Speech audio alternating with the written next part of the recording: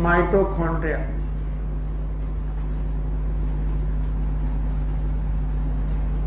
Mitochondria, it was observed by Kolliker.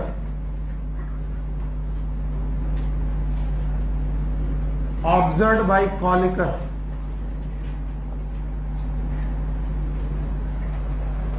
And their name mitochondria was given by Benda.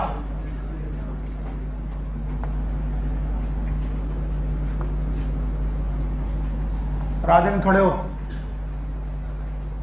अब मैं जिस cell organelle का नाम पूछूं उससे जुड़े हुए साइंटिस्ट का नाम तुम्हें बताना है, बाकी बंद कर दो। ER, पोर्टर और थॉमसन, ठीक। गोल्गी बॉडी, एकदम शांत रहो बाकी लोग। गोल्गी बॉडी, समीम खड़े हो। Yes, Golgi body.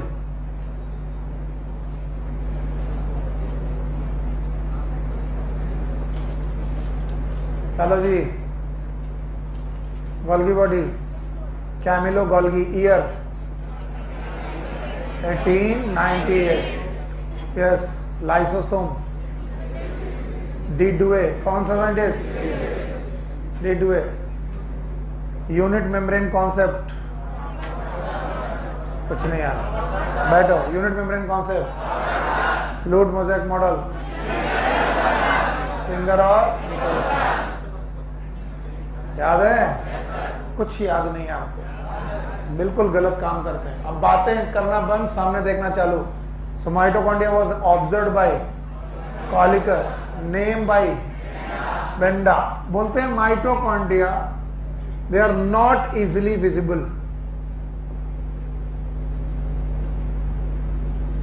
इन्हें माइक्रोस्कोप से भी अगर तुम देखो तो ये इजिली विजिबल नहीं है, जब तक कि इनकी स्पेसिफिक स्टेनिंग ना की जाए।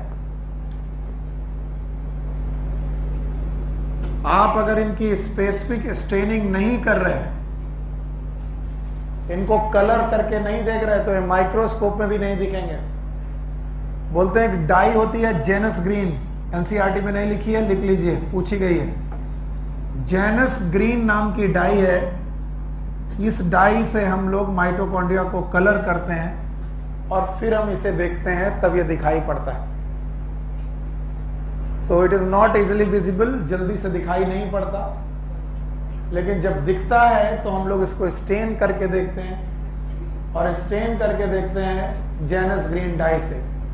बाकी सारे लोगों को मैं आज आखिरी वार्निंग दे रहा हूं, क्लास में अगर टाइम से नहीं पहुंचे तो पूरी क्लास भर में खड़ा रखूंगा।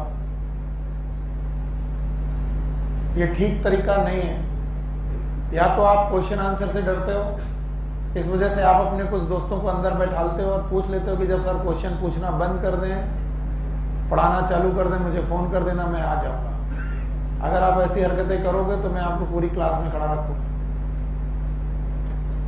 आइंदा ये चलेगा नहीं। अगर मेरे साथ पढ़ना है तो मेरा गुड और बैड दोनों झेलना पड़ेगा। पढ़ना है तो पढ़ना है, और साथ में पूछना है तो फिर पूछूंगा तो बताना पड़ेगा। नहीं चलेगा? चलेगा? तो बाद में मत आया करिए। ये सब कलाकारी हम अपने क्लास में कर चुके हैं, चलती नहीं है। चलो, कौन सी डाई? Janus green dye. बोलते हैं माइटोकॉन्ड्रिया जो हैं, इन्हें power house of the cell की संज्ञा दी गई है। ये पावर हाउस ऑफ सेल इसलिए कहे जाते हैं कि ये सेल के लिए एटीपी बनाते हैं, और एटीपी फॉर्मेशन करने की वजह से ही इनका नाम पावर हाउस ऑफ सेल है। इसलिए जितनी ज्यादा फिजियोलॉजिकल एक्टिव सेल होगी, जितनी ज्यादा फिजियोलॉजिकल एक्टिव सेल होगी, उतना ज्यादा नंबर ऑफ माइटोकॉन्ड्रिया होगा।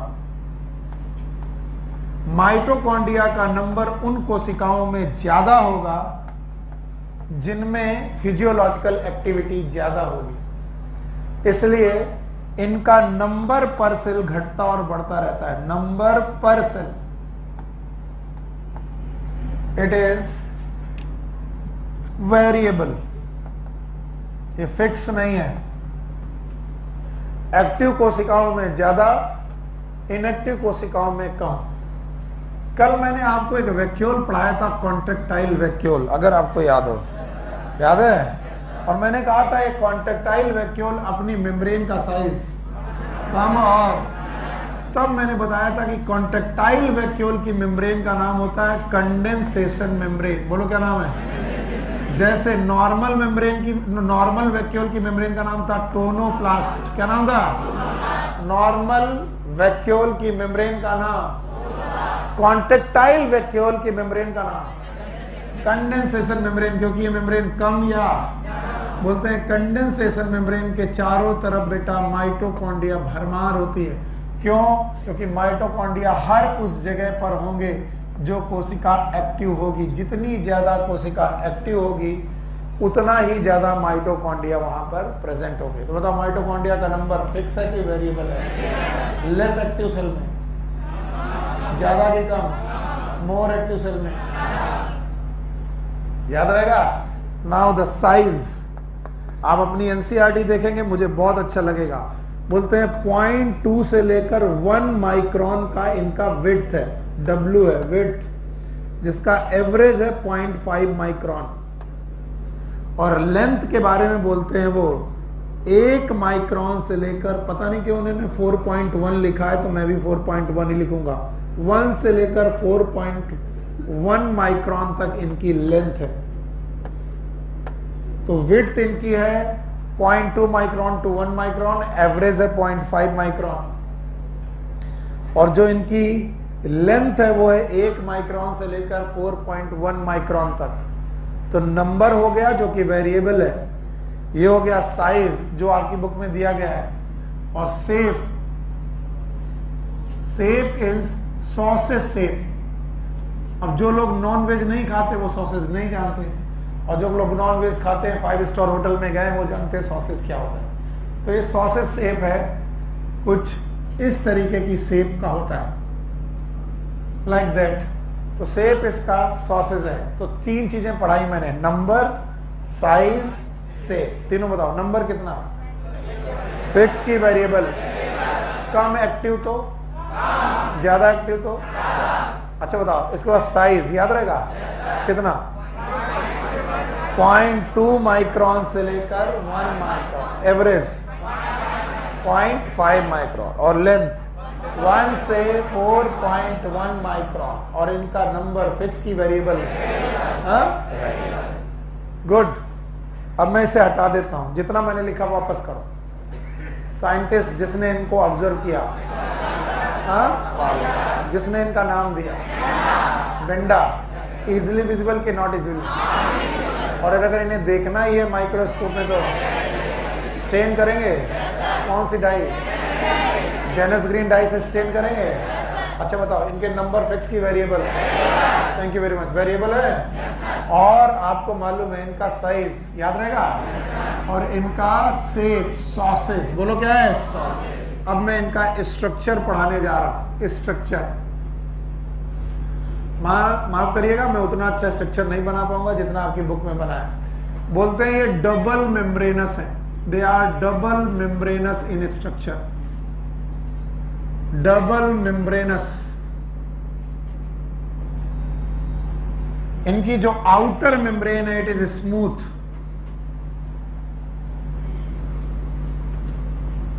Outer membrane it is smooth, कोई फोल्डिंग नहीं है इसमें।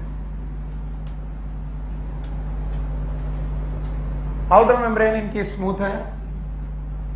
इसके बाद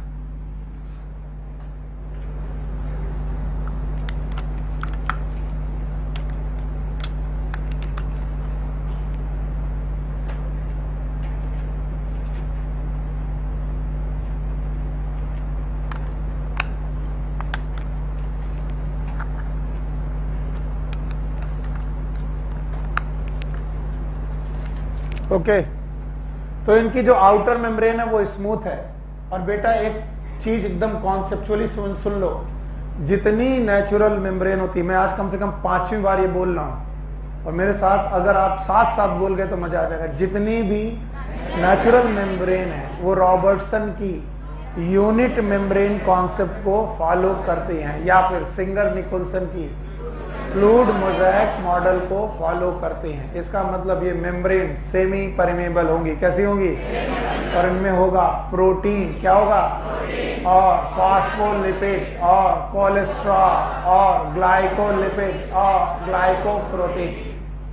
याद रखना इनकी जो इनर मेम्ब्रेन है इट इज फोल्डेड, जो इनर मेम्ब्रेन है इट इज फोल्डेड।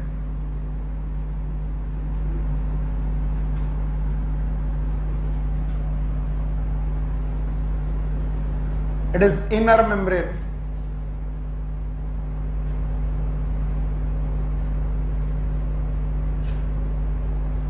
ये काफी फोल्डेड है। इनकी आउटर और इनर मेम्ब्रेन के बीच का जो स्पेस है it is known as inter membranous space.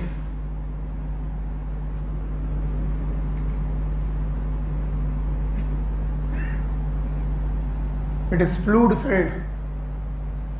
इसके अलावा इनके इनर सब्सटेंस में इनर वाला जो सबसे अंदर की cavity it is again fluid filled और इसकी फ्लूइड फिल्ड कैविटी का नाम है matrix. It is known as matrix. याद रखना इनकी जो फोल्डिंग है these are known as crista और द क्रिस्टी।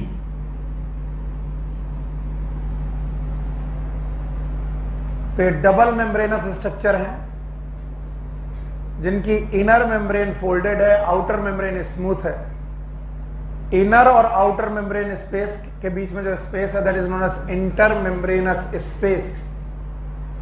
इसके अलावा इनके सबसे अंदर एक कैविटी है जो कि फ्लूइड फिल्ड है। कैसी है? उस फ्लूइड फिल्ड कैविटी में जो फ्लूइड है उसका नाम, उस फ्लूइड का नाम क्या रखा गया है? Matrix. Thank you very much. ध्यान सुनना, ये जो मैट्रिक्स पोर्शन है, this matrix portion, this membrane portion and all of this they are involve in aerobic respiration. बोलो किसमें? एरोबिक रेस्पायरेशन, यानी माइटोकॉन्ड्रिया एरोबिक रेस्पायरेशन पार्ट में इन्वॉल्व हैं, जिनमें जो इनका मैट्रिक्स है यहां पर लिंक रिएक्शन नाम की रिएक्शन होती है जो मैं तुम्हें आगे रेस्पायरेशन में पढ़ाऊंगा। कौन सी रिएक्शन? और इसके अलावा एक साइकिल पाई जाती है जिसका नाम है क्रेब्स साइकिल। फिर से बोलो। तो रेस्पायरेशन की दो साइकिल, एक कौन सी? लिंक रिएक्शन, और दूसरी कहां पर पाई जाएंगी? मैट्रिक्स। फिर से बोलो। Thank you very much. Now इनकी जो इनर मेम्ब्रेन है, इन इनर मेम्ब्रेन में कुछ पार्टिकल पाए जाते हैं जो टेनिस रैकेट आकार के होते हैं। मैं बड़ा सा बना रहा हूं, इतने बड़े दिखेंगे नहीं लेकिन बना रहा हूं मैं। And these tennis racket size और shape of the particle these are known as oxysome. क्या बोलते हैं इन्हें? Oxysomes, also known as F0 F1 पार्टिकल। F0 F1 particle, also known as particle of Fernandez and Moron. Particle of Fernandez and Moron. तो F का मतलब Fernandez है। यहां पर दो पार्टिकल हैं, F0 और F1 पार्टिकल। इन F0 F1 पार्टिकल में पाई जाती है ETS। Full form what is ETS? Electron transport chain और सिस्टम, इलेक्ट्रॉन ट्रांसपोर्ट सिस्टम।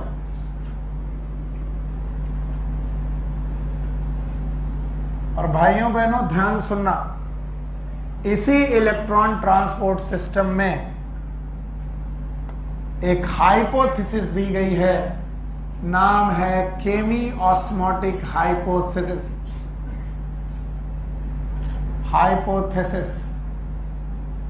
और इसी केमी ऑस्मोटिक हाइपोथेसिस की मदद से इनकी इनर मेम्ब्रेन एटीपी पैदा करते हैं और इन एटीपी को हम लोग एनर्जी करेंसी का नाम देते हैं।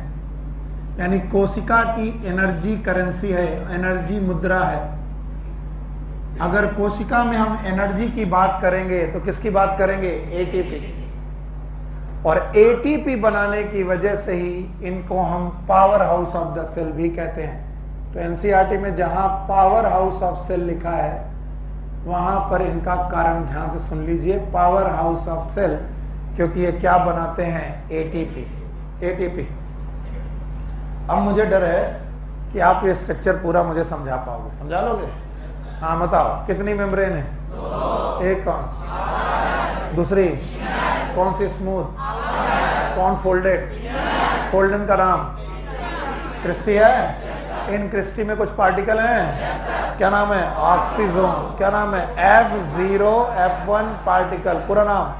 Particle of Fernandez and moron. In F0F1 particle और इनर मेम्ब्रेन में मिलाकर पाया जाता है ETS। What is ETS? Electron transport system. फिर से बोलो। तो बताओ, ये तीनों रिएक्शन तुमने पढ़ी होंगी। ये कौन सी? लिंक रिएक्शन, दूसरा क्रेब्स साइकिल, तीसरा ETS। ये सब किससे रिलेटेड है? Aerobic respiration. तो बताओ, माइटोकॉन्ड्रिया एक्चुअली किस में इन्वॉल्व है? Aerobic respiration. और इस एरोबिक रेस्पिरेशन से क्या पैदा हो रहा है? एटीपी। और एटीपी क्या एक एनर्जी करेंसी है? और अगर एनर्जी करेंसी ये खुद पैदा कर रहे हैं तो बताइए इनको हम लोग क्या बोलेंगे? Power house of cell. और जितने लोग बिना देखे मुझे बता पाएंगे, हटा दें? नहीं हटा रहे। अच्छा बताओ, अब माइटोकॉन्ड्रिया दिख रहा है? अब दिख रहा है तो अच्छे बच्चे बताओ, माइटोकॉन्ड्रिया वाज ऑब्जर्व्ड बाय। बहुत नींद आ रही तुमको? 5-10 मिनट के लिए सोने के लिए अलाउ कर दिया जाए क्या? अलाउ कर दे? ये भी होना चाहिए। मान लो कभी कभी तुम थक जाओ और तुम्हारा मन कर रहा है कि सर अभी अलाउ कर दीजिए, तुम्हारी मांगे बढ़ती जाएंगी। जब मैं तुम्हें कहूंगा सोने के लिए अलाउ कर दीजिए, सर चद्दर बंटवा दीजिए। फिर जब चद्दर बंटवा देंगे, सब तकिया बंटवा दीजिए। और फिर तुम्हारी मांगे घटने वाली, घटेंगी कि बढ़ेंगी? सर एसी चलवा दीजिए। बेवकूफों, ऐसा क्या है साइटोलॉजी में जो इतनी नींदें आ रही? क्या लोरी सुना रहा हूं मैं? अब साइटोलॉजी ऐसी है तो है, जो है उसको देखना पड़ेगा, समझना पड़ेगा। बताओ कितनी मेम्ब्रेन? आउटर। कौन स्मूथ? फोल्डेड। फोल्डिंग का नाम क्रिस्टी है। दोनों बीच के स्पेस का नाम? और अंदर घुस जाए कैविटी मिलेगी? फ्लूइड होगा? नाम बताओ। इनमें बहुत सारी साइकिल चल रही हैं। लिंक रिएक्शन कहां पर? क्रेब्स साइकिल मैट्रिक्स में।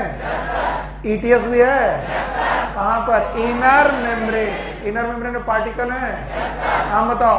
ऑक्सीसोम। टेनिस रैकेट के आकार के हैं। इन्हें F0F1 particle of Fernandez and moron, particle of moron बोलते हैं। इनमें ETS है। ETS में एक हाइपोथेसिस लगेगी, नाम बताओ। कीमो। कीमो की केमी, कीमो मत बोलना, बोलो क्या? केमी ऑस्मोटिक हाइपोथेसिस। इससे क्या पैदा होगा? एटीपी एनर्जी करेंसी होती है। अमेरिका की करेंसी, इंडिया की क्या?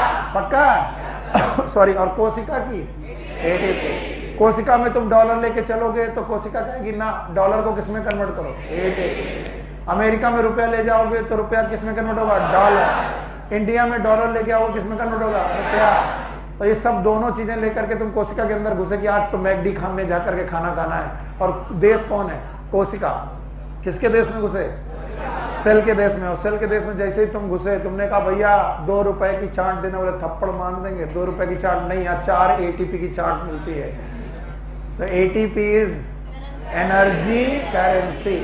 तो एनर्जी की बात अगर सेल में करनी है तो किसके रूप में करनी है? एटीपी। और एटीपी बनाने वाला बंदा धनी होगा, और जिसके पास धन है वो पावर हाउस है। तो बेटा power house of cell is, और ये पावर हाउस बना कैसे? रेस्पायरेशन। बोलो कौन सा? एरोबिक की एनारोबिक? एनारोबिक की एरोबिक? एनारोबिक। अब एक छोटी सी हाइपोथेसिस है, not given in your NCERT, please write it down in somewhere in your NCERT only. NCERT में ही बोलेंगे। This hypothesis is known as endosymbiosis. Endosymbiosis hypothesis. Endosymbiosis hypothesis बहुत जाननी जरूरी है, आपको बहुत ज्यादा जरूरी है जाननी।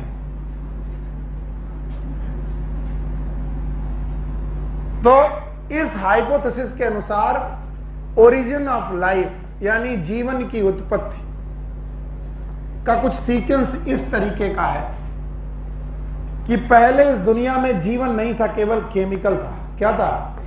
अब सुनोगे नहीं, ओरिजिन ऑफ लाइफ में पढ़ना ही तो पढ़ लेना। पहले केवल क्या? केमिकल थे। क्या थे?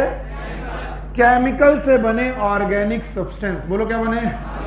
पहले ऑर्गेनिक सिंपल सब्सटेंस बने, फिर बेटा लार्जर ऑर्गेनिक सब्सटेंस बने, और वो जुड़ गए तो बने कोजरवेट्स। बोलो क्या बने? नाम तो सुना सुना लग रहा होगा, नहीं लग रहा है। बोले सर कुछ लोग कहेंगे ये कब पढ़ाने लगा अचानक? अरे पहले इस दुनिया में धरती माता में केवल समुंदर थे। क्या थे? सर ये तो हमको डोलची लग रही है, बास्केट लग रही है, समुंदर है। हाँ समुंदर है, जरा बड़ा करके देखोगे तो समुंदर। और इस समुंदर में थी हवा की पानी, और उसमें थे, और इस समुंदर में मछलियां तैर रही थी। ये अभी का समुंदर है कि बिलियन ईयर पहले का है? तब इस धरती में जीवन भगवान ने बनाया। ये भगवान ने बनाया हम मानते हैं, लेकिन साइंटिस्ट कहते हैं कि भगवान ने नहीं बनाया। क्या थे? तो इनसे क्या बने? ऑर्गेनिक से, कोजरवेट से बने वायरस। क्या बने? और वायरस से बनी पहली सेल प्रोकैरियोटिक सेल। बोलो क्या नाम? तो जो प्रोकैरियोटिक सेल है वो पहले बनी कि यूकैरियोटिक सेल? सो जाना इसके बाद। प्रो की यू। और हम सब जानते हैं कि प्रोकैरियोटिक सेल के पास न्यूक्लियस है कि नहीं है? है। पर क्या डीएनए है? No sir. क्या राइबोसोम है? 70s की 80s?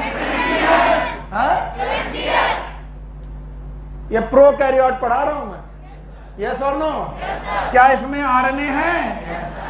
तो बोलते सर कि दुनिया में पहली प्रोकैरियोटिक सेल बनी, और सर यूकैरियोटिक सेल बनी नहीं रही, प्रोकैरियोटिक सेल बनी पड़ी थी। बोलते हैं सर पहली बार यूकैरियोटिक सेल कैसे बनी होगी? बोले एक कोशिका दूसरी कोशिका के अंदर घुस गई, एंडो सिम्बायोसिस। एंडो यानी एक प्रोकैरियोटिक कोशिका दूसरी प्रोकैरियोटिक कोशिका के अंदर घुस गई। यस और नो? इसका मतलब मेम्ब्रेन के अंदर क्या आ गया? मेम्ब्रेन। क्या आ गया? और मेम्ब्रेन के अंदर मेम्ब्रेन आ गया तो हो गया कंपार्टमेंटलाइजेशन। बोलो क्या हो गया? सर कंपार्टमेंटलाइजेशन हो गया। और कंपार्टमेंटलाइजेशन किसकी आदत है? प्रोकैरियोट की यूकैरियोटिक? यूकैरियोटिक सेल की आदत है। तो याद करना, माइटोकॉन्ड्रिया को ये लोग एक प्रोकैरियोटिक सेल मानते हैं। क्या मानते हैं? फिर से सुनो, माइटोकॉन्ड्रिया को ये लोग क्या मानते हैं? प्रोकैरियोटिक। और ये प्रूव करते हैं कि यस, अगर माइटोकॉन्ड्रिया एक प्रोकैरियोटिक सेल है, कैसी सेल है, तो उसके पास क्या होना चाहिए? सेल का कि खुद का? तो क्या माइटोकॉन्ड्रिया डीएनए रखता है? राइबोसोम रखता है? आरएनए रखता है? और सर कोशिका तो डिवाइड भी करती थी। यस। तो क्या माइटोकॉन्ड्रिया डिवाइड कर सकता है? Yes, bye binary fission. तो प्लीज ये जो तुमको मैंने एंडोसिम्बायोसिस हाइपोथेसिस पढ़ाई, इसका एक पैराग्राफ एनसीईआरटी ने लिखा है, थ्योरी का नहीं, बल्कि ये लिखा है कि माइटोकॉन्ड्रिया के पास क्या क्या होता है। अगर वो अंडरलाइन कर देंगे और मुझे बता देंगे तो मैं खुशकिस्मत हूं। बताइए, क्या माइटोकॉन्ड्रिया के पास इतना सब होने के अलावा, यानी मेम्ब्रेन होने के अलावा, मैट्रिक्स होने के अलावा, इंटर मेम्ब्रेनस स्पेस होने के अलावा, F0 F1 पार्टिकल होने के अलावा कुछ और सब्सटेंसेस भी होते हैं। बताइए क्या क्या होता है, बोलो क्या क्या होता है। डीएनए। क्या इनके पास अपना डीएनए है? Yes, they have their own DNA. क्या इनके पास अपना आरएनए है? Yes, they have their own RNA.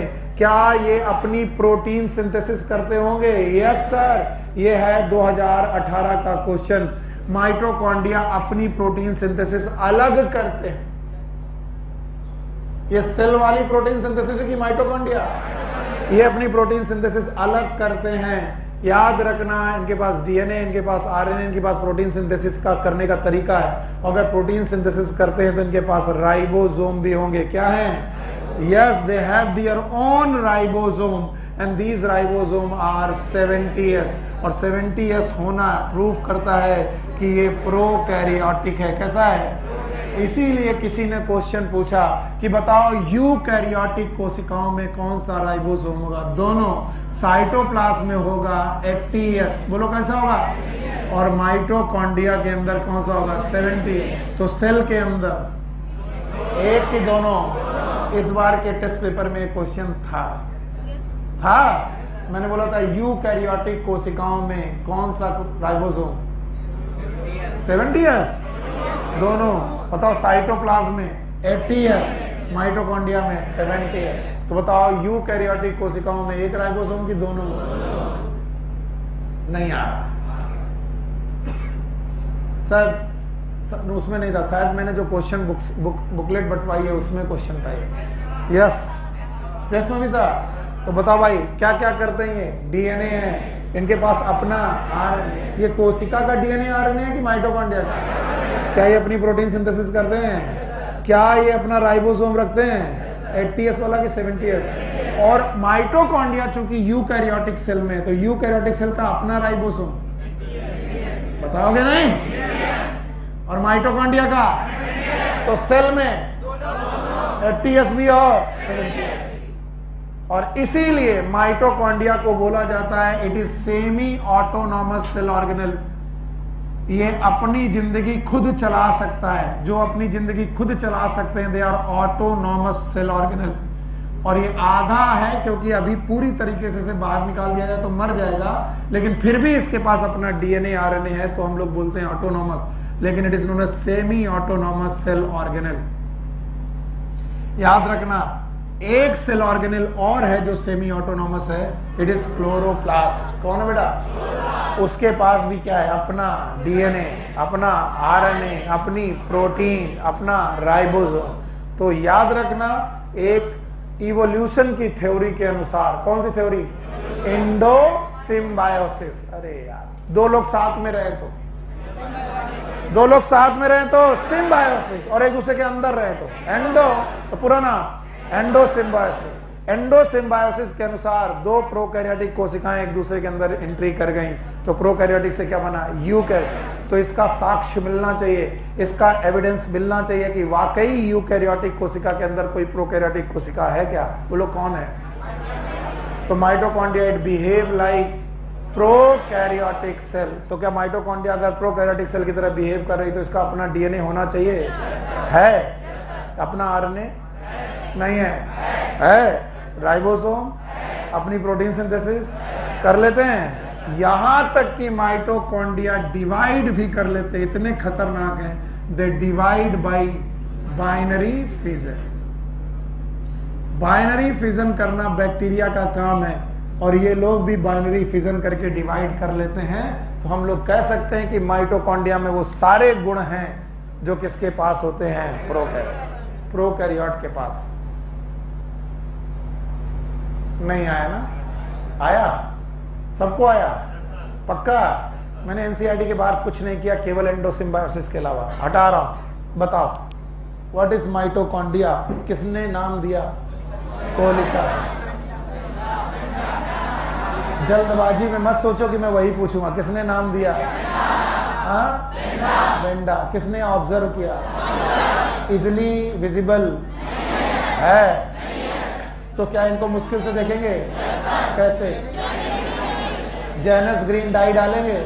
दिखाई पड़ेंगे? हाँ, इजिली कि मुश्किल से? अच्छा बताओ, नंबर, शेप, साइज, स्ट्रक्चर, 4 चीजें होती, बोलो कौन? Number, shape, size, structure. पढ़ाओगे? बताओ, नंबर फिक्स है कि वेरिएबल?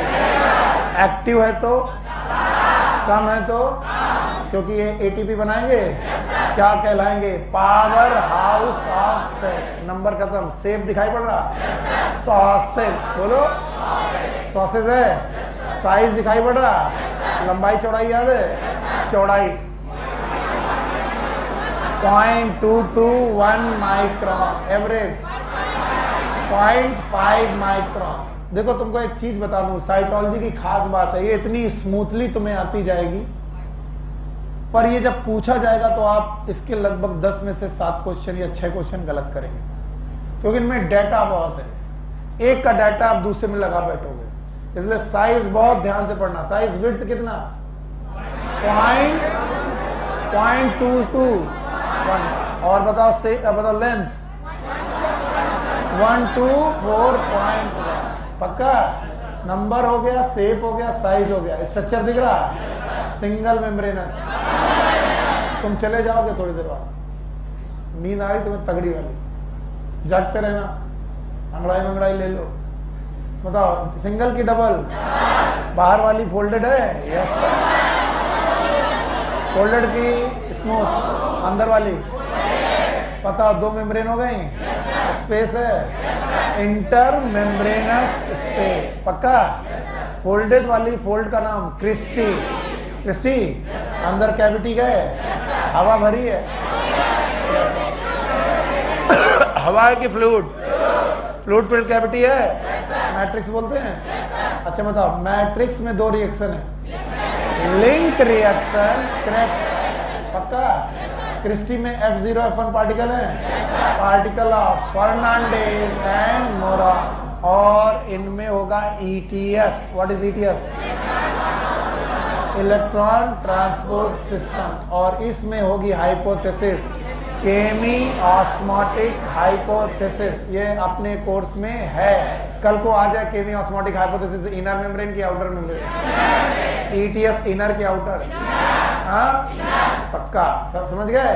तो एरोबिक रेस्पिरेशन की 3 मुख्य cycles, link, crack, ETS, mitochondria के अंदर। तो बताओ, माइटोकॉन्ड्रिया एरोबिक रेस्पिरेशन करेगा, क्या बनाएगा? ATP बनाएगा तो पावर हाउस होगा।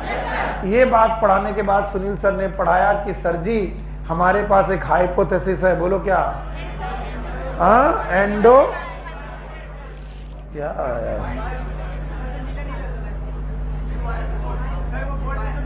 ये वाला क्या यार हो बेटा, गरीब आदमी को परेशान मत किया करो यार। नहीं जानते टेक्नोलॉजी तो ऐसा मजा लोगे हमारा। ग्रीन करें, ओमेगा मतलब हरा। हाँ, तो भाइयों एवं बहनों, मेरे प्यारे बच्चों, मैं आपके सामने एक गीत सुनाने जा रहा हूँ, जिसमें जो त्रुटियां हों वो कृपया क्षमा करें। और गीत का नाम है एंडो सिम्बायोसिस। जब पहली बार सेल बनी तो यूकैरियोटिक थी कि प्रोकैरियोटिक? फिर 2 एक दूसरे के अंदर घुस गई, क्या बना दिया? यूकैरियोटिक। क्या कोई इसका साक्ष्य एविडेंस है? माइटोकॉन्ड्रिया। इसके पास अपना है, अपना आरएनए है, अपनी प्रोटीन, पूरा सेंट्रल डॉग्मा है, राइबोसोम है, और क्या ये डिवाइड कर लेता है? ऑटोनॉमस की semi autonomous? Semi autonomous. Sir चढ़ गया, कह रहा बहुत देर से वही पढ़ा रहे हो, अब दूसरा कुछ पढ़ाओ। ले दूसरा, प्लास्टिड। प्लास्टिक नहीं,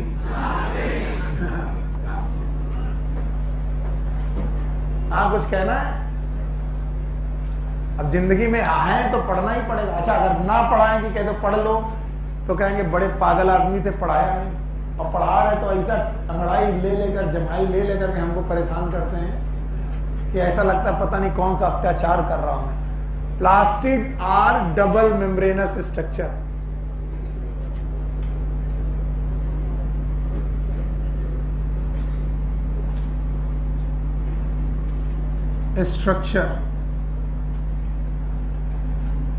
इनके बारे में सबसे पहले बताया था अर्नस्ट हैकेल ने। इनका नाम कभी तुमने पहले भी सुना होगा, सुना है पक्का? हाँ भाई, हम लोगों ने किंगडम सिस्टम पढ़े थे, 2 किंगडम, 3 किंगडम, 4 किंगडम, 5 किंगडम, याद है सब? हाँ, पूछते हैं। चलो खड़ी हो। 2 किंगडम सिस्टम किसने दिया? विटेकर ने। अच्छा, 2 किंगडम दिया Linnaeus, 3 Haeckel, 4 Copeland, 5 Whittaker, 6 domain याद है? डोमेन सिस्टम याद है? कार्ल वीज, पक्का? बैठ जा बिटिया। अरे क्या जमाई आ रही तुमको पकड़ में, हम नहीं पढ़ाएंगे इसे। इतनी भयानक जमाई किया कि आंखों से आंसू निकल आए। अरे तुम लोगों का फेवरेट कौन कौन क्रिकेट खेल लेता है? हाँ, क्या बात, गर्ल्स में भी खेल लेते हैं? अरे वाह, गर्ल्स में कौन कौन ने हाथ उठाया था? माय गुडनेस, आप लोग क्रिकेट खेल लेते हो? बॉलिंग की बैटिंग दोनों? फील्डिंग? आइटमों का?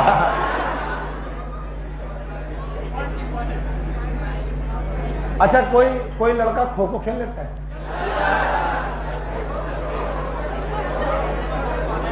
वैसे एक खेल माना जाता है लड़कियों का, खो। और kabaddi? How many of you know about the football? खेलना जानते हैं? गजब यार। लूडो? कैरम? चेस? और इससे क्या बोलते हैं? इसे स्टापू, लंगड़ी, टंगड़ी। अच्छा, आप बताना ये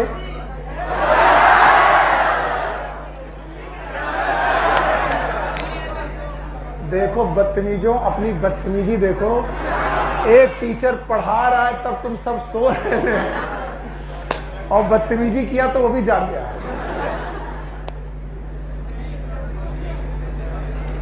क्या बात है यार। स्टडी कराना और करना, it is a never easy job. ये अच्छा काम नहीं है, कोई और काम करना चाहिए हम लोग को। बहुत हार्ड।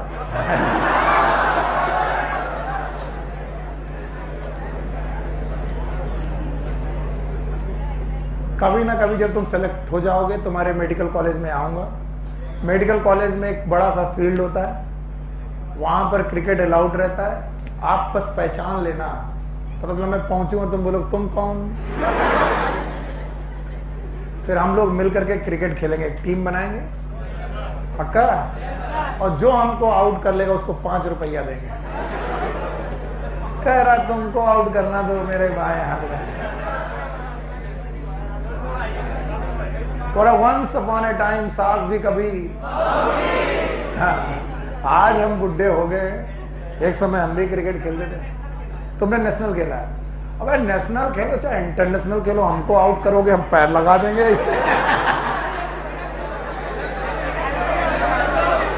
LBW रखेंगे नहीं, लेदर की गेंद से खेलेंगे नहीं, खेलेंगे कॉस्को की बॉल से। और जैसे गेंद जा रही होगी ऐसे कर देंगे। लगे रहो तुम कितना नेशनल खेलो, आउट कर दोगे। अबे आइटम गली मोहल्ले में LBW नहीं होता, आइटम होगा। LBW होता है। वन टिप, अब जो पढ़ने वाले बच्चे हो रहे होंगे 10, 20, 25, वो इतना इरिटेट हो रहे होंगे कि ये आइटम आदमी अपना पढ़ा क्यों नहीं रहा। तो मैं अब जगाने के लिए मैंने इतना काम किया, अब मैं आपको पढ़ाने जा रहा हूं प्लास्टिक की plastic. Thank you very much कि आप जाग गए। और ये एक डबल मेम्ब्रेनस स्ट्रक्चर है। जितने भी प्लास्टिड हैं या तो ये पिगमेंट रखते हैं, क्या रखते हैं? पिगमेंट। दे स्टोर पिगमेंट्स और they store reserve food material. या तो ये पिगमेंट बेटा रखते हैं या तो इनके पास रिजर्व फूड मटेरियल पाया जाता है प्लास्टिड्स में। और इन प्लास्टिड्स को इनके स्टोरेज मटेरियल के हिसाब से, किसके? स्टोरेज मटेरियल के हिसाब से 3 पार्ट का बांटा गया है। One is known as leucoplast, number 2 is known as chloroplast, and number 3 is known as chromoplast.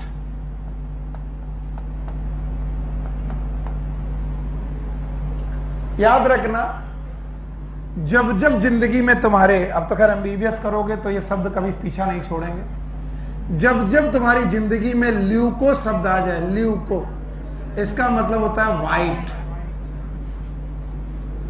Leucocyte, WBC याद है? तो ल्यूको शब्द जब जब आ जाए इसका मतलब होता है वाइट। तो ऐसा प्लास्टिड जो वाइट कलर का हो, और वाइट को हम लोग कलर नहीं मानते, तो हम मानते हैं कि ये कलरफुल है कि कलरलेस? कलरलेस।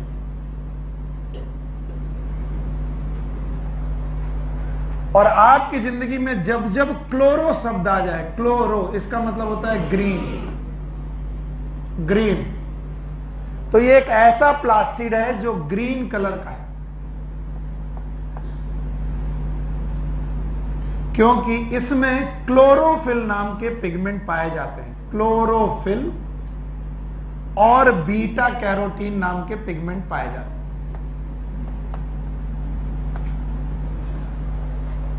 और जब जब आपकी जिंदगी में क्रोमो शब्द आ जाए, जिंदगी रंगीन मानिएगा भाई साहब।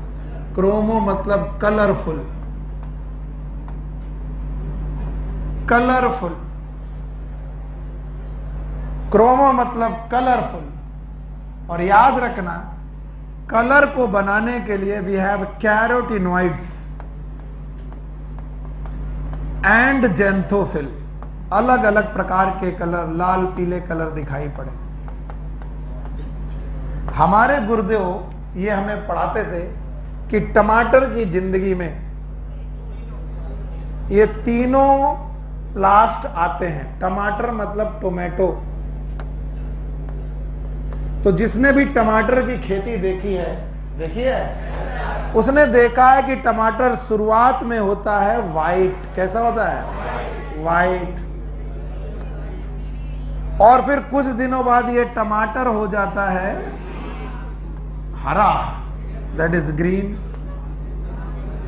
और फिर जब ये बाजार में बिकने आता है तो ये हो जाता है लाल लाल, सफेद सफेद, लाल लाल, अच्छा कलरफुल।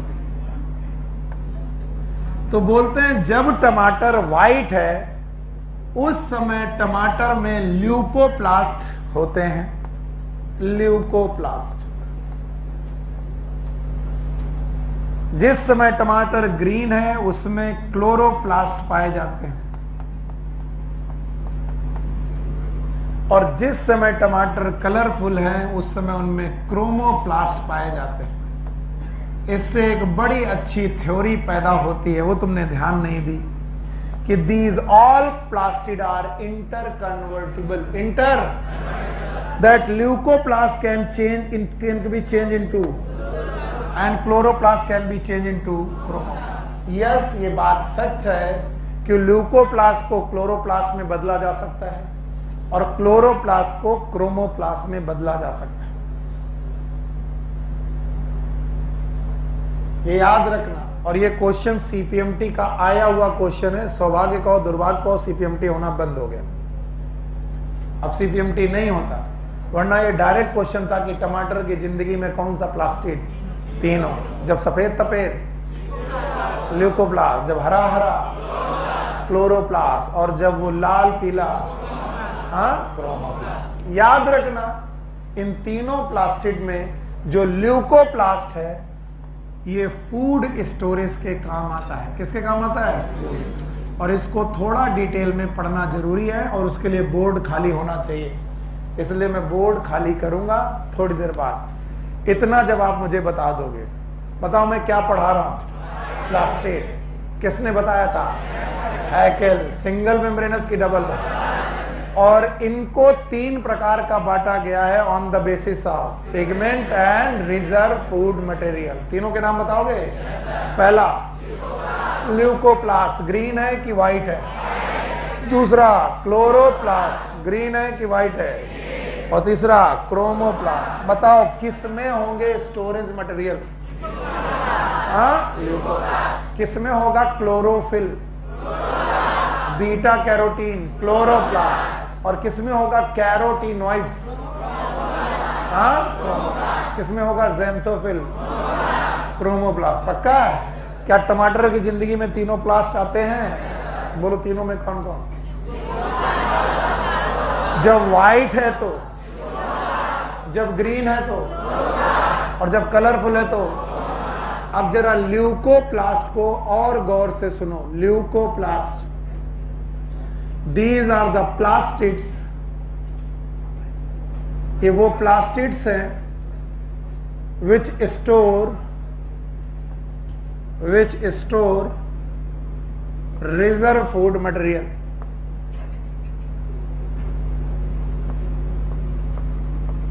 ये वो प्लास्टिड हैं जिनमें रिजर्व फूड मटेरियल पाया जाता है, ल्यूकोप्लास्ट। और अपने रिजर्व फूड मटेरियल की बेसिस पर the leucoplast are of 3 type. Leucoplast अपने रिजर्व फूड मटेरियल की बेसिस पर 3 प्रकार के होते हैं। यस, एक का नाम है एमाइलोप्लास्ट, एक का नाम है इलायोप्लास्ट, और एक का नाम है एल्यूरोप्लास्ट। चित्रांश खड़े हो। हमने कभी ना कभी आपको ये लेयर पढ़ाई है, एल्यूरोन लेयर। बस मुझे इतना पढ़ा दो कि कहां पढ़ाई है। मोनोकॉट का सीड मैंने पढ़ाया था। मोनोकॉट के सीड में एंडोस्पर्म की लाइन होती है, याद है? नाम बताओ। एल्यूरोन लेयर किसकी बनी थी? प्रोटीन की। बच गया बेटा, दूसरों ने मदद की है। Aleurone layer is protein layer. तो भाइयों बहनों, एल्यूरो शब्द जब मिल जाए इट इज प्रोटीन। तो ल्यूकोप्लास्ट का, बैठ जाओ, ल्यूकोप्लास्ट का वो प्लास्ट जो प्रोटीन का स्टोरेज करता है। प्रोटीन स्टोरेज करने वाले ल्यूकोप्लास्ट का नाम है एल्यूरोप्लास्ट। एल्यूरोप्लास्ट। इलायो, ऑयल को और फैट को बेटा स्टोर करने वाले प्लास्ट का नाम है इलायोप्लास्ट। और एमाइलो का मतलब ही होता है स्टार्च। एमाइलो का मतलब हमेशा होता है स्टार्च। तो स्टार्च को स्टोर करने वाले प्लास्ट का नाम है एमाइलोप्लास्ट।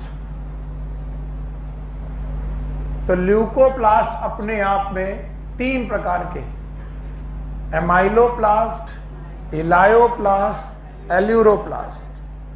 तो मैं अगर बोलूं कि टमाटर जब सफेद है और उसमें स्टार्च भरा हुआ है, क्या भरा हुआ है? तो बताओ उसमें कौन प्लास्ट होगा? ल्यूकोप्लास्ट होगा, लेकिन कौन सा? नहीं आया। मैंने बोला आलू व्हाइट कलर का है और उसमें एक प्लास्ट है, स्टार्च स्टोर करता है। समझ गए? तो याद रखना, ल्यूकोप्लास्ट कलरलेस हैं, लेकिन ये भी 3 प्रकार के, amyloplast, starch, elaioplast, oil and fat. अच्छा बताओ, एल्यूरोप्लास्ट प्रोटीन स्टोर करेगा। तो सब लोगों के अपने स्टोरेज वही हैं कि अलग अलग? फिर से बताओ, प्लास्टिड कितने प्रकार के? एक कौन? ल्यूकोप्लास्ट, ल्यूकोप्लास्ट, क्लोरोप्लास्ट एंड मैंने क्या पढ़ाया? ल्यूकोप्लास्ट हो गया। अब आया क्लोरोप्लास्ट, जिसका डिटेल हमारे कोर्स में। Chloroplast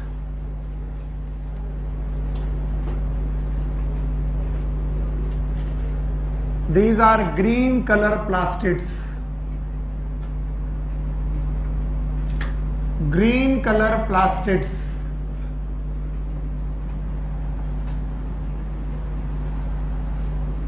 which have chlorophyll and beta carotene,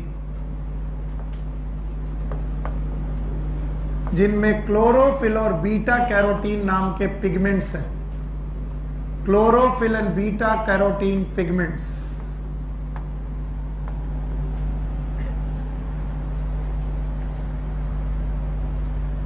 चार पॉइंट ध्यान सुनना, number, shape, size, structure. Mitochondria में यही 4 पॉइंट पढ़े थे, किसी ने ध्यान ही नहीं दिए। बोलो कौन कौन? Number, shape, size, structure. बोलते हैं इनका नंबर वेरिएबल है, 1 क्लोरोप्लास्ट पर सेल इन क्लमाइडोमोनास। क्लमाइडोमोनास, क्लमाइडोमोनास में 1 पर सेल। एक सेल में कितना? 1। पक्का? Good, yes. आप शुरू से पढ़ रही हैं? आप पीछे, आप शुरू से क्लासेस पढ़ रही हैं? नहीं, बैठ जाइए।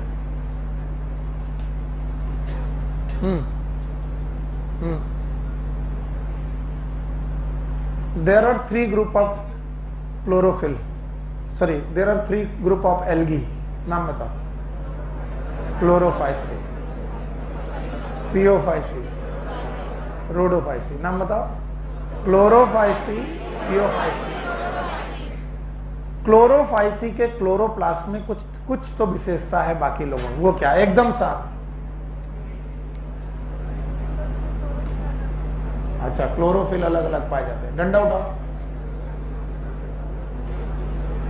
मेघा जी, एक तो मुझे सबके नाम पूछने हैं, मैं बड़ा मुश्किल में आ जाता हूं। मैं उसको करता रहूंगा, कोई नहीं उठेगा नहीं। जानवी, अपने पीछे वाले लड़के को के पीछे वाले लड़के को खड़ा करो। चित्रांश, अपने पीछे वाले लड़के को। हाँ, ये नाम बताओ। हाँ, कोहितपाल जी, शुरुआत से पढ़ रहे हो? एल्गी पढ़ा था? हाँ जी। कैप? हाँ जी। एल्गी पढ़ा था? नहीं पता? बता सकते हो? बताओ। मैंने क्लोरोफिल की बात ही नहीं की। मैंने बोला था क्लोरोप्लास्ट। चैप्टर तो मेरा बेकार हो गया, टॉपिक तो मेरा बेकार हो गया, किसी ने क्वेश्चन समझा नहीं। बताओ, एल्गी के कितने ग्रुप? एक कौन? Chlorophyceae, phaeophyceae, Rhodophyceae. Green algae, brown algae, yes you खड़े हो। हाँ, वेरी गुड। बाकी लोग बैठ जाओ, मुझे मिल गया अपना मालिक बंदा। आ जाओ। क्लोरोफाइसी के क्लोरोप्लास्ट में कुछ तो अंतर है। वो तो नहीं, क्लोरोफिल में नहीं, शेप में।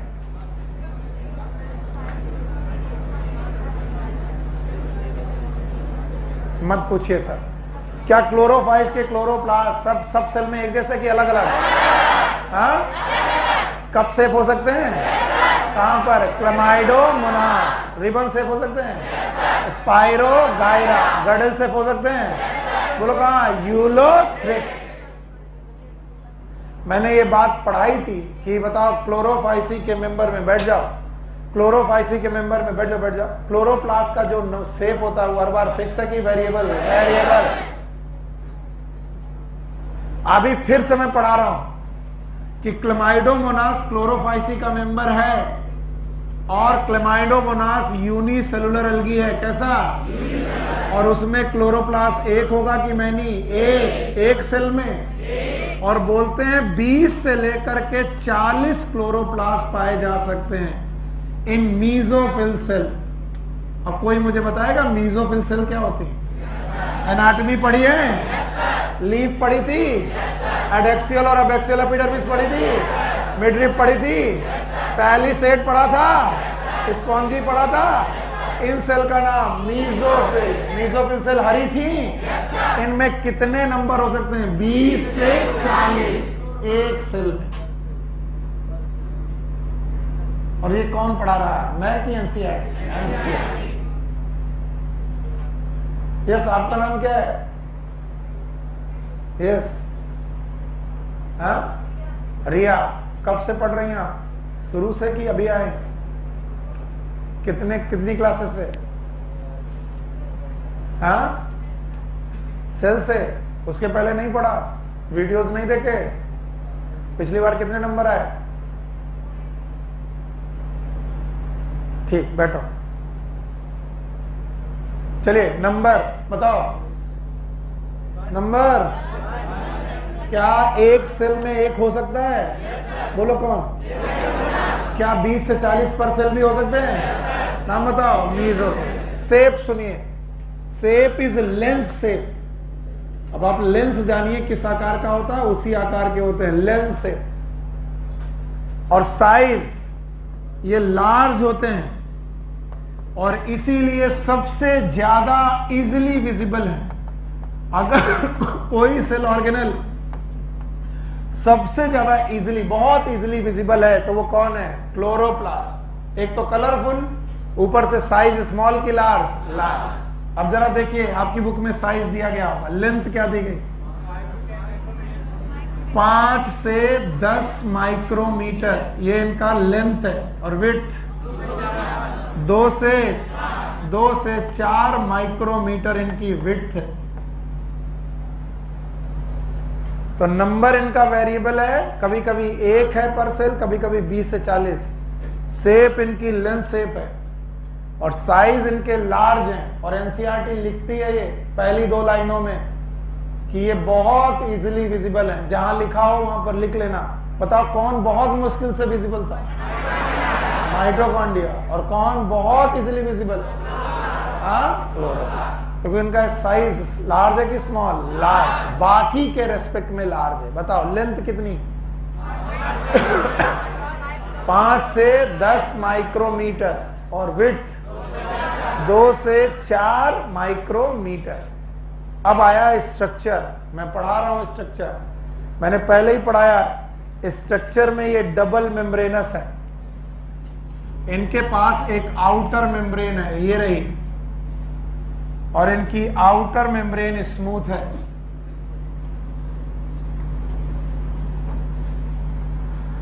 इसके अलावा इनके पास इनर मेम्ब्रेन भी है and that is again smooth.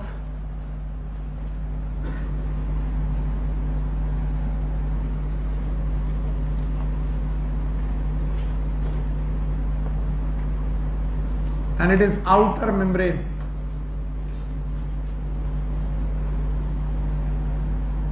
इनकी इनर और आउटर मेम्ब्रेन के बीच में स्पेस है, it is known as peri membranous space.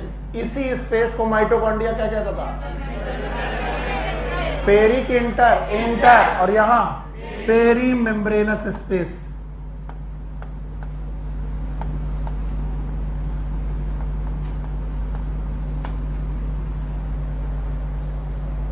Peri membranous space. इसके बाद इनके पास एक फ्लूइड फिल्ड कैविटी है, it is known as stroma. चलो बताओ माइटोकॉन्ड्रिया की फ्लूइड फिल्ड कैविटी मैट्रिक्स, इसका नाम स्ट्रोमा। और इस स्ट्रोमा के अंदर क्वाइन शेप्ड, जैसे सिक्के होते हैं, क्वाइन शेप मेम्ब्रेनस स्ट्रक्चर्स हैं, जिसमें से हर एक मेम्ब्रेनस स्ट्रक्चर का नाम थाइलाकॉइड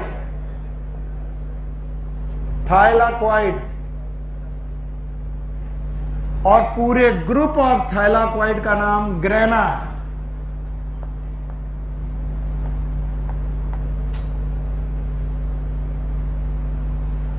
सो क्वाइन शेप स्ट्रक्चर जो इनके पास है, हर एक क्वाइन शेप स्ट्रक्चर का नाम थैलाकॉइड और पूरे ग्रुप का नाम ग्रेना। हर एक क्वाइन शेप स्ट्रक्चर का नाम थैलाकॉइड और पूरे ग्रुप का नाम ग्रेना। पूरे ग्रुप का नाम ग्रेना। बोलते हैं एक ग्रेना दूसरे ग्रेना से मेम्ब्रेनस स्ट्रक्चर से जुड़ा हुआ है, and these membranous structure are known as stroma lamellae.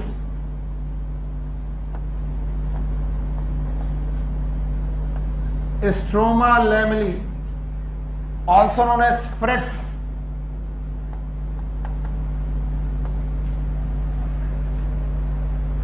इन्हीं को हम लोग फ्रेट्स का भी नाम देते हैं।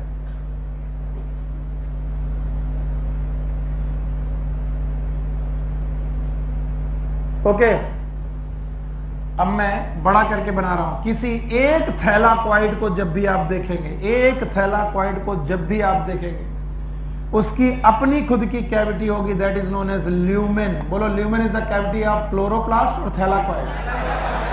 थैलाकॉइड। और इस ल्यूमेन को सराउंड करने वाली मेम्ब्रेन का नाम है थाइलाकॉइड मेम्ब्रेन।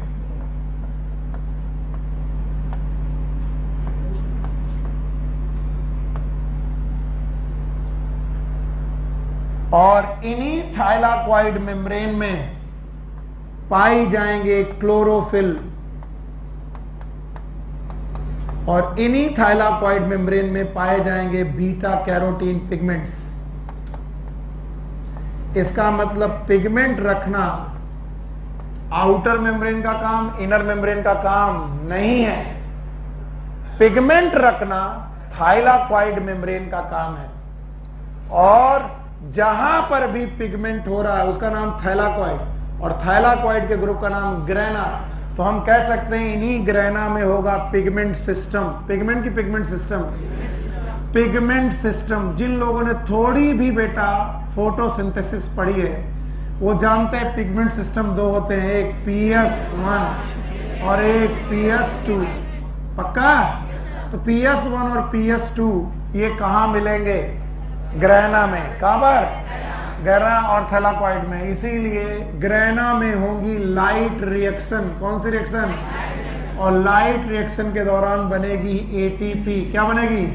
दूसरा सेल ऑर्गेनल जो एटीपी बना रहा, बोलो कौन? क्लोरोप्लास्ट। बोलो, इसके पहले कौन था? हाँ, माइटोकॉन्ड्रिया। लेकिन माइटोकॉन्ड्रिया जब एटीपी बना रहा था तो बना रहा था रेस्पायरेशन से। किससे? और ये भैया जब एटीपी बना रहे हैं तो बना रहे हैं सनलाइट से। किससे? और सनलाइट से एटीपी बनने की वजह से ये पार्ट है फोटोसिंथेसिस का। किसका पार्ट है? तो बताओ, दोनों लोग एटीपी बनाते हैं, लेकिन एक भैया एटीपी बनाते हैं किससे? रेस्पायरेशन। और एक किससे? फोटोसिंथेसिस। कौन करता है फोटोसिंथेसिस? क्लोरोप्लास्ट। पक्का? बाकी बचा हुआ पोर्शन है स्ट्रोमा। और भाइयों बहनों, इन्हीं स्ट्रोमा में पाई जाती हैं डार्क रिएक्शन। नाम तो सुना ही होगा, बोलो कौन सी रिएक्शन? और अगर नहीं सुना है तो आप सुन लो। इन डार्क रिएक्शन में दो साइकिल हैं, एक का नाम है C3, दूसरे का नाम C4। मेन इज क्या? इसका नाम केल्विन साइकिल है। और इसी केल्विन साइकिल से भाइयों बहनों बनता है स्टार्च। क्या बनता है? इसी से बनता है कार्बोहाइड्रेट। तो हम लोग कह सकते हैं कि इनकी स्ट्रोमा में कार्बोहाइड्रेट और स्टार्च को बनाने वाले एंजाइम पाए जाते हैं। एनसीईआरटी में जहां पर भी ये बात लिखी है उसे अंडरलाइन करो। तो बताओ, इनके स्ट्रोमा में कार्बोहाइड्रेट स्टार्च को बनाने वाले एंजाइम पाए जाएंगे। तो बताओ, वो एंजाइम जो कार्बोहाइड्रेट को बनाएंगे वो ग्रेना में प्रेजेंट होंगे कि स्ट्रोमा में? इसीलिए हमारे सर पढ़ाते थे लाल जी डरे से। लाल जी डरे से पता नहीं क्यों पढ़ाते थे, तो हमने भी सीख लिया था। बोलते थे लाल मतलब लाइट रिएक्शन, जी मतलब ग्रेना, डरे से मतलब डार्क रिएक्शन, से मतलब स्ट्रोमा। तो बताओ, लाइट रिएक्शन कहां पर होगी? ग्रेना। और डार्क रिएक्शन स्ट्रोमा। किस में बनेगा एटीपी? पता नहीं। Light reaction. और किसमें बनेगा? स्टार्च। जवाब नहीं आ रहे, इसका मतलब तुम लोग सुन रहे हो और समझ नहीं रहे हो। बताओ फोटोसिंथेसिस की कितनी रिएक्शन? एक कौन सी? दूसरी लाइट रिएक्शन और डार्क रिएक्शन। फोटोसिंथेसिस की दो रिएक्शन है, एक लाइट और एक सनलाइट की प्रेजेंस में। क्या एटीपी बनाएंगी? कहां पर होंगी? ग्रेना में। हाँ? और डार्क रिएक्शन कहां होंगी? Stroma. C3 cycle is a light की डार्क? लाइट। C4 तो बताओ C3 और C4 साइकिल जो होंगी वो कहां होंगी? स्ट्रोमा में। और ये क्या बनाएंगी? Carbohydrate, starch. तो बताओ कार्बोहाइड्रेट बनाने वाले एंजाइम कहां मिलेंगे? ग्रेना की स्ट्रोमा। और पिगमेंट कहां मिलेंगे? ग्रेना। नहीं आया? थक गए? नहीं, थकना नहीं है, चाहे कुछ भी हो, धीरे धीरे ही सही मगर चलते रहे, चलते रहो। हमें मालूम है तुम पे कितना प्रेशर चढ़ा हुआ है, कितना समस्याओं से तुम लोग गुजर रहे हो, लेकिन फिर भी चलते रहो।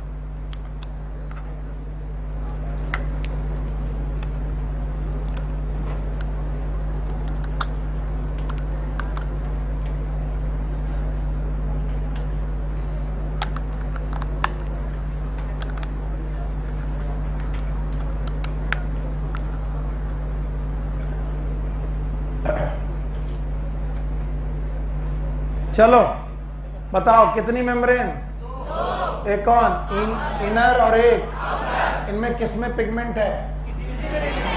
नहीं है? तो फिर ये क्लोरोप्लास्ट पिगमेंट रखता भी है?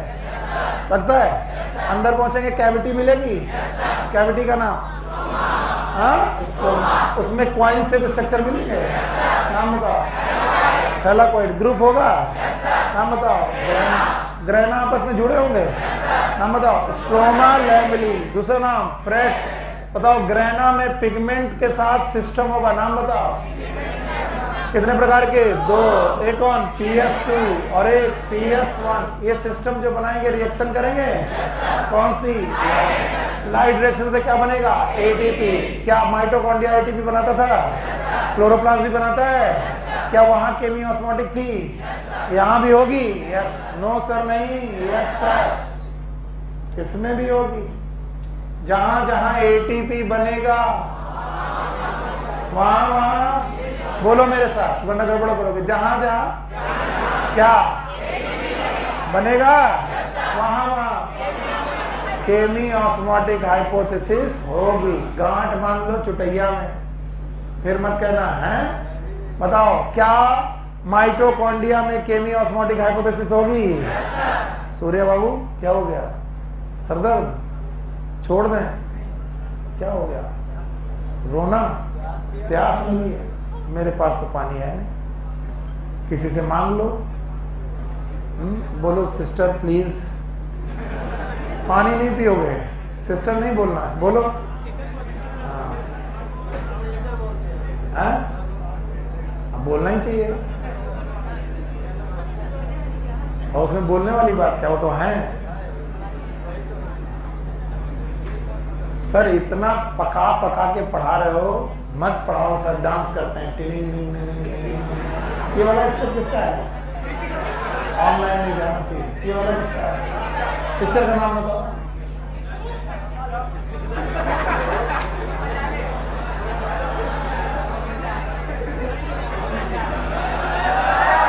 कौन सा पिक्चर? कौन सा?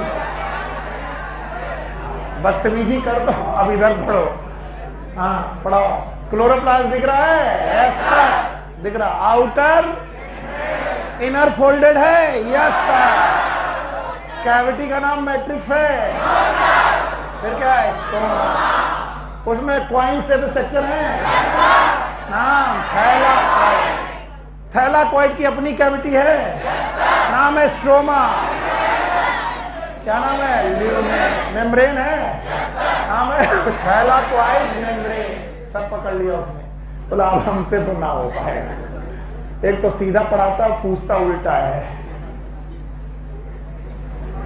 है ना? बताओ ल्यूमेन है, फिर इसके बाद मेम्ब्रेन है, थैलाकोइड, पिगमेंट है, क्लोरोफिल, और बीटा कैरोटीन ग्रुप में है। फोटो सिस्टम कितने? 2, PS1 PS2 दोनों मिलकर के लाइट रिएक्शन क्या बनाएंगे? ATP केमी ऑस्मोटिक हाइपोथेसिस होगी। मैं तुम्हें ट्रेन कर रहा हूं ताकि फोटोसिंथेसिस जब पढ़ाने आऊं भले 50 बच्चे हैं लेकिन उन्हें लगे कि यार कुछ तो आइला ऐसा था। अच्छा बताओ, स्ट्रोमा जाओगे? डार्क रिएक्शन होगी पक्का? और डार्क रिएक्शन में C3 और होंगे, कार्बोहाइड्रेट बनेगा, स्टार्च बनेगा। तो कार्बोहाइड्रेट स्टार्च को बनाने वाले एंजाइम कहां पर होंगे? बहुत आसान है। तो क्लोरोप्लास्ट आपके कोर्स में यही था। आगे आते हैं राइबोसोम्स। पहली बार नहीं पढ़ रहे हो, दोबारा पढ़ रहे हो। पहले जो राइबोसोम पढ़े थे वो कहां पढ़े थे? प्रोकैरियोट। अब की बात तो भाई ब्रैकेट में लिख लो यूकैरियोट। इतना ज्यादा थके हुए लग रहा हो कि बेटा हम समझ गए हैं कि तुम्हारा पढ़ने का मन नहीं कर रहा, पर मैं तो पढ़ा के मानूंगा। गेट खोल लो, किसी को जाना भी हो सकता है तो चला जाएगा, कोई बात नहीं। खोल दो, हाँ बिल्कुल खोल दो। बेचारा परेशान है, कुछ लोग सर पकड़े बैठे हैं कि अब तो बहुत हो गया, हम ना पढ़ेंगे। हाँ, जो मैंने पहले पढ़ाया था वापस करो। कुछ याद है? Ribosome are made up of, हे भगवान मैं समझ गया मैं कितना अच्छा पढ़ा रहा हूं। Made up of ribo nucleo protein. मैं क्या करूं? एनसीईआरटी ने 2 बार पढ़ाया तो मुझे 2 बार पढ़ाना पड़ रहा। They are made up of ribo nucleo protein. इसका मतलब है ये बने हैं आरएनए के और बने हैं प्रोटीन के। अब की बार इन्होंने वैज्ञानिक का नाम लिख दिया है, दिखाया है? बताओ कौन? George palette. जॉर्ज पैलेट किस सन में? 1953। 1953 के पहले कोई जानता नहीं था कि राइबोसोम है कि नहीं है। बताइए 1953 के पहले नहीं मालूम था कि राइबोसोम है कि नहीं। बताओ कितनी चीजों से बने हैं? 2। एक कौन? आरएनए। दूसरा भैया देख लो यार थोड़ी देर इधर, नीली टी शर्ट पहने हो तुम, इधर देखो, वुलन ना देखो, इधर 10 मिनट और छोड़ देंगे फिर।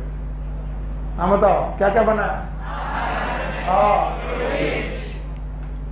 बोलते हैं राइबो न्यूक्लियो प्रोटीन आरएनए और प्रोटीन के बने हैं और इनका अपना एक स्वेडबर्ग यूनिट होता है। भूल गए होगे? अब दोबारा तो पढ़ाऊंगा नहीं मैं बोल दूंगा स्वेडबर्ग यूनिट। किससे डिनोट करते हैं?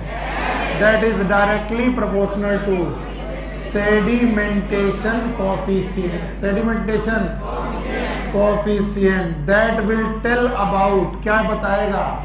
Density and size. Density and size of ribosome that will tell about the density and size of ribosome। तो मैंने ये पढ़ा दिया है कि एक स्वेडबर्ग नाम के साइंटिस्ट थे जिन्होंने सेडिमेंटेशन किया प्रोटीन का और आरएनए का और उनकी डेंसिटी और उनके साइज के हिसाब से कोफिशिएंट बनाए।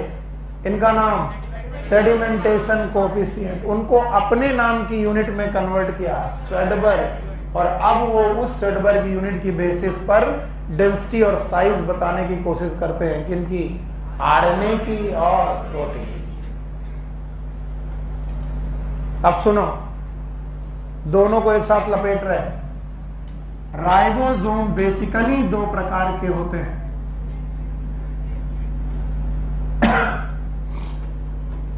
One is known as 70S, पढ़ा चुका हूं। दूसरे प्रकार के राइबोसोम होते हैं 80S, जिसमें S का मतलब सुनील सर, अच्छा सेडबर्ग यूनिट। चाहे 70S हो चाहे 80S हो, इन दोनों में 2 यूनिट होती हैं। Both have 2 units. इनमें से एक का नाम है स्मॉलर यूनिट और दूसरे का नाम है लार्जर यूनिट। अगर इंटरेस्ट दिखाओगे तो एक नई चीज पता चलेगी तुम्हें, जो जेनेटिक्स में दोबारा काम आएगी, और नहीं दिखाओगे तो मैं तो पढ़ा ही दूंगा। बोलते हैं 70s यूनिट में जो स्मॉलर यूनिट होती है, स्मॉलर, और जो लार्जर यूनिट होती है, इनके यस स्वेडबर्ग यूनिट चेंज है। इसमें बताओ 30s और यहाँ 50s। बताओ 50 और 30 कितना होना चाहिए? 80। कितना हुआ? 70। और यहां पर भी स्मॉलर और लार्जर। स्मॉलर वाली 40s और लार्जर वाली 60s। यहां खत्म नहीं होती कहानी, इंटरेस्ट मत खो। 30s हो कि 50s हो, they are made up of rRNA plus protein। तो इसमें 21 से 21 प्रोटीन होती है। आई डोंट नो कितनी होती है, गिन नहीं पाऊंगा, 21 के आसपास होती हैं। बाकी rRNA होता है जिसकी स्वेडबर्ग यूनिट 16s होती है। ये नई बात है, इसको नोट कर लेना कि जो 30s में आरएनए की स्वेडबर्ग यूनिट होती है वो 16s होती है और बाकी सब प्रोटीन होती है। और जो 50s है इसमें भी प्रोटीन होती है और साथ में rRNA होता है। और ये rRNA 2 प्रकार का होता है, एक 23s और एक 5s। मुझे पक्का मालूम है किसी को कोई मतलब नहीं, पढ़ाते रहो सर हम नहीं पढ़ेंगे, लेकिन ये तुम्हारे कोर्स में है। मैं कसम खा के कह रहा हूं गंगा मैया की, जो अब मैं लिखने जा रहा हूं, गंगा मैया कसम खा कह रहा हूं, ये बिल्कुल तुम्हारे कोर्स में। एनसीईआरटी चैप्टर का नंबर है मॉलिक्यूलर बेसिस ऑफ इनहेरिटेंस। इसमें जो 80s है इसमें भी प्रोटीन है प्लस rRNA है, पर भाइयों rRNA जो है इसमें है 18s। बोलो कौन सा? 18s।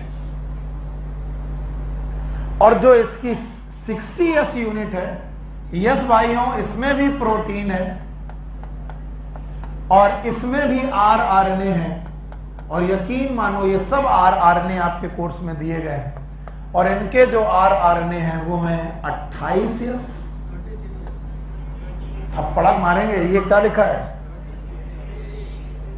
कंटाप बहुत जोर का मारेंगे हम, सही हो जाओगे। बोलो कौन सा? 28s, 5.8s और 5s। और कुछ लोग कह रहे होंगे उल्टी आ रही है सर, पर याद रखना आज मॉलिक्यूलर बेसिस ऑफ इनहेरिटेंस का चैप्टर खोलना और यूकैरियोटिक rRNA पूछना, उसमें ये लिखा होगा, देखना 5s, 5.8s, 18s, 28s। किसी को कोई मतलब नहीं, कोई मतलब नहीं सर, पढ़ा लो भाड़ में जाओ। तो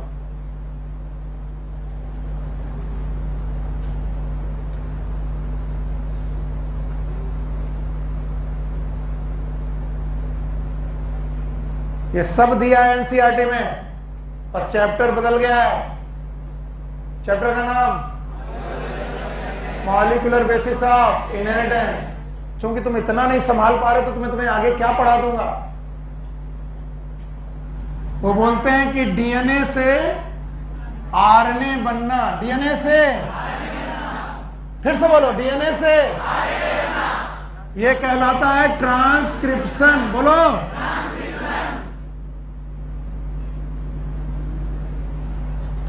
और इस ट्रांसक्रिप्शन को करने वाले एंजाइम नाम है, यस, डीएनए डिपेंडेंट। बोलो, डीएनए डिपेंडेंट आरएनए पॉलीमरेज। किसी को मतलब नहीं, एक बच्चे को भी मालूम होगा तो मैं अपने आप को खुश हो जाऊंगा। कौन सा एंजाइम? फिर से बोलो। और अब डीएनए से आरएनए होते हैं 3 प्रकार के, आरआरएनए, एमआरएनए और मैं दोबारा पढ़ाऊंगा वहां पर, जिसको ना मतलब हो ना मतलब हो, ये सब तुम्हारे कोर्स में है। तो बताओ, RNA, mRNA, tRNA, याद रखना RMT, बोलो क्या? अब इसको बनाने वाले एंजाइम का नाम DNA डिपेंडेंट RNA पॉलीमरेज, बोलो। और जिसे हम पॉल बोलते हैं, पॉल का मतलब पॉलीमरेज, बोलो क्या? पूरा नाम RNA polymerase, Paul 1, Paul 2, Paul 3। और जब मैं ये पढ़ाऊंगा तो मुंह खुला रहेगा वहां पर। पॉल 1 बनाता है RNA, पॉल 2 बनाता है mRNA, पॉल 3 बनाता है tRNA। और जिन RNA को बनाते हैं पॉलीमरेज फर्स्ट, वो कौन है? 18S, 28S, 5.8S, 5S। ध्यान मानो तो एनसीईआरटी को खोल करके देख लेना, ये लिखा हुआ है, लिखा है कौन कौन से RNA? 28S, 5.8S, 5S, 18S। तो ये जितने भी S हैं, ये प्रोकैरियोटिक है कि यूकैरियोटिक? यूकैरियोटिक। हाँ, अब याद रखना, यही काम द सेम प्रोकैरियोट में होता है। एंजाइम होता है DNA डिपेंडेंट, बोलो, DNA dependent RNA polymerase, DNA dependent polymerase. और ये भी बनाता है rRNA, mRNA और बहुत कम लोग हैं जो इंटरेस्ट ले रहे हैं। और इन तीनों प्रकार के RNA को बनाने के लिए 3 एंजाइम की 1 एंजाइम,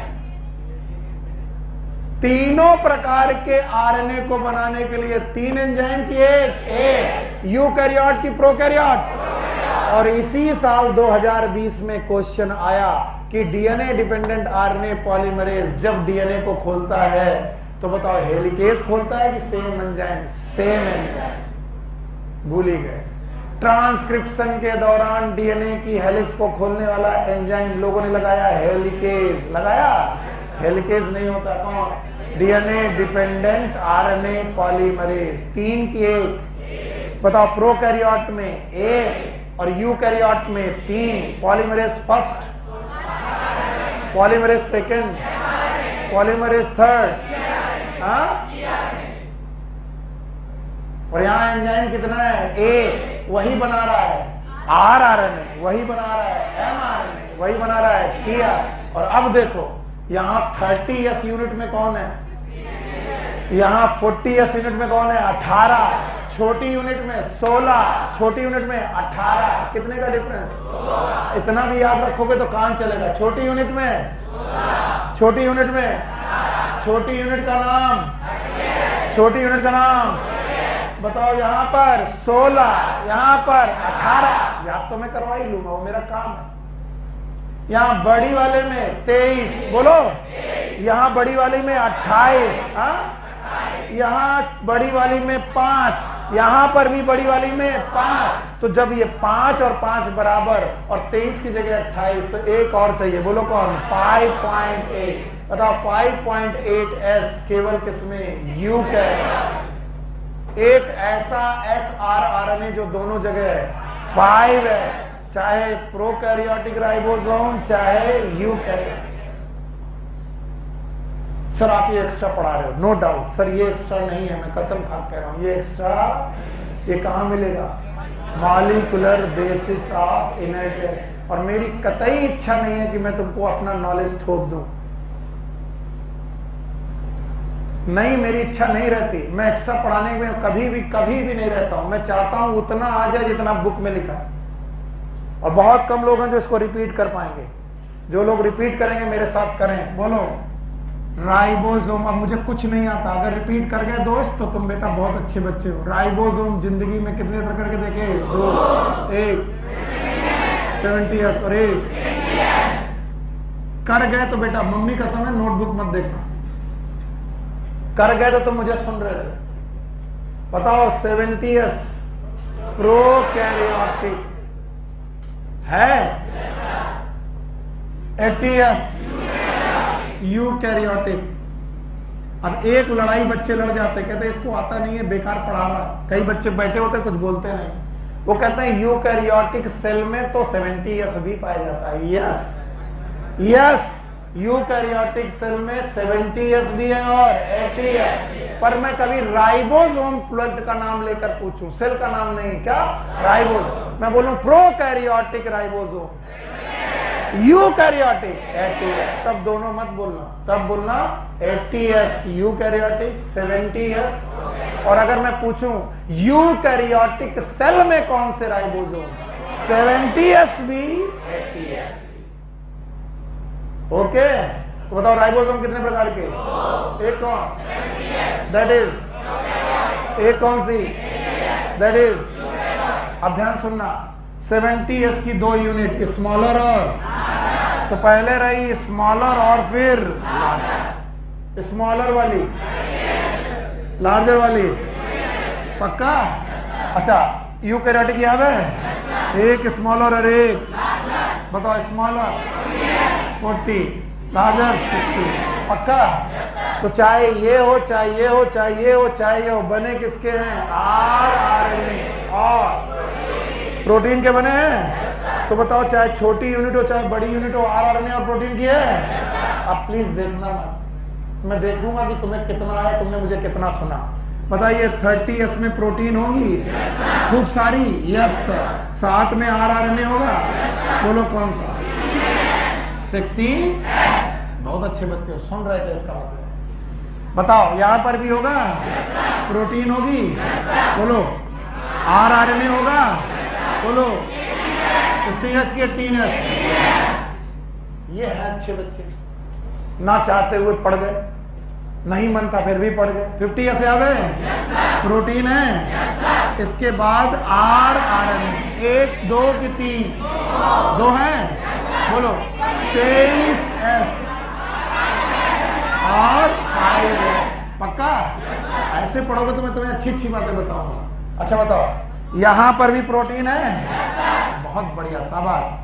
और यहां पर भी RNA है, 2 की 3, शाबाश, बोलो 28S, 5.8S और 5S, पक्का। अब दोनों को कंपेयर करो, दोनों की छोटी यूनिट में 16, दोनों की बड़ी 23, 28, 5, 5.8, पक्का। और अब सुनो, जब कभी भी ट्रांसलेशन होगा, क्या होगा, राइबोसोम से बनेगी प्रोटीन, क्या बनेगी, तो प्रोटीन जब बन रही होगी तो एक एंजाइम आएगा राइबोजाइम, जिसका तुमने रट्टा लगा लगा के पढ़ा है। Ribozyme is a enzyme, it is not made up of protein, all enzymes are protein except ribozyme is RNA, बोलो क्या। और आज तुमको बता के चल रहा हूं, ribozyme is a enzyme present in eukaryote, sorry present in prokaryote, और इसकी यूनिट है 23S। तो 23S RNA, ये जब राइबोसोम में होगा तो इसी को बोलेंगे राइबोजाइम। और मैं अगर एक सेंटेंस बोलूं तो बताना गलत है कि सही है। All enzymes are protein in eukaryote without any exception. सही है, सही है। क्यों? क्योंकि राइबोजाइम नाम का एंजाइम जो कि प्रोटीन नहीं है, वो यूकैरियोट में नहीं है, प्रोकैरियोट है। यस सर, लेकिन आप फिर भी गलत हो। क्यों? क्योंकि यूकैरियोट की माइटोकॉन्ड्रिया में क्या है? यस, एकदम गलत हो, क्योंकि माइटोकॉन्ड्रिया की प्रोटीन भी प्रोटीन सिंथेसिस करेगी और उस समय पर क्या आएगा? Ribozyme. Ribozyme and ribozyme is 23S RNA। नहीं आया? लेकिन इन जनरल हम बोल सकते हैं कि तब भी उस एंजाइम को हम लोग प्रोकैरियोटिक एंजाइम मानेंगे। क्यों? क्योंकि माइटोकॉन्ड्रिया को हम लोग नॉर्मल सेल मानते हैं कि प्रोकैरियोट। इसीलिए इन eukaryote generally all enzymes are protein without any exception, but all enzymes are protein with one exception, that is known as ribozyme, and this ribozyme is present in eukaryote की prokaryote. आया नहीं आया? आया?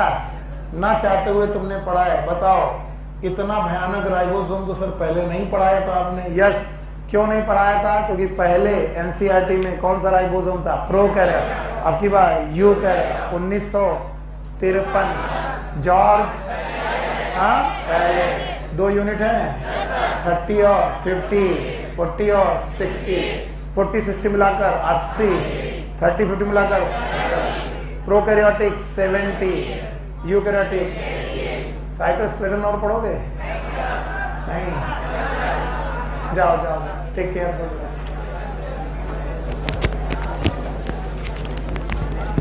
शाम को 6 बजे आगे बढ़ेंगे इम्यूनिटी में, वैक्सीनेशन।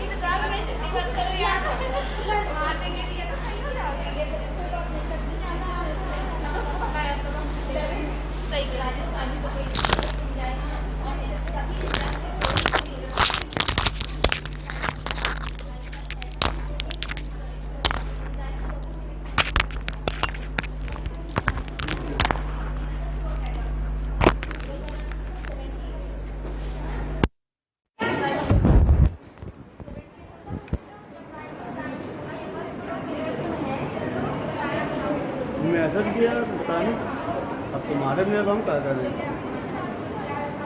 मैसेज गया सर, फिजिक्स क्लास का मैसेज नहीं गया तुम लोग के पास क्या? नहीं हेलो, हाँ